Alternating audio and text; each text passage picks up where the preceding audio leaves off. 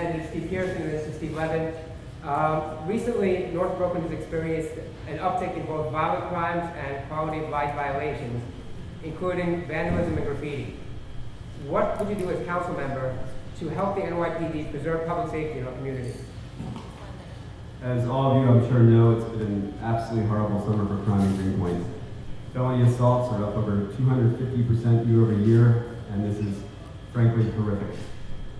Part of the problem is that Greenpoint has changed. It's a very different neighborhood than it was 10 years ago, a very different neighborhood than it was 5 years ago.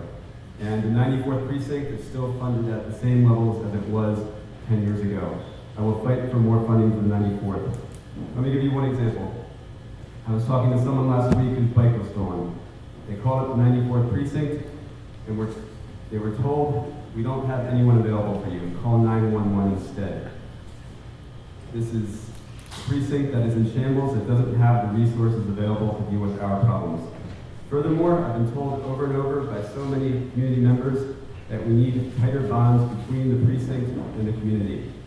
I will fight to make sure these meetings happen. I know there was a meeting scheduled for Monday that was supposed to be between Councilman Levin and the precinct and the community.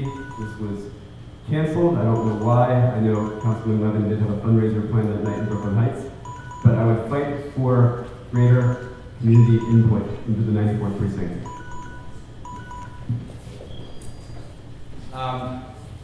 Well, this is a very important issue. As I said, I live in Greenpoint, and when I went home 2 nights ago at midnight, there were police in my local corner store because it had been held up.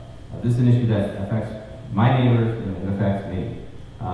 Last week, when the individual was apprehended as it assaulted 3 women in the Greenpoint community, he was arrested a block away from my house. So I know what is going on in this community. I have my ears to the ground, and I have the local police commander on speed dial, as I have the XO as well on speed dial. And actually, Mr. Pearson, the reason why the meeting for Monday night was canceled was because the commanding officer of the precinct is out of town this week. And so we actually rescheduled for next Tuesday. So I invite all of you, including you, Mr. Pearson, to join us at this location next Tuesday night, where we'll have a meeting with the 94th precinct to discuss all of these pressing issues. But I think that a very important part of it, it's not just funding. You can't just fund a precinct. You have to fund the entire police department.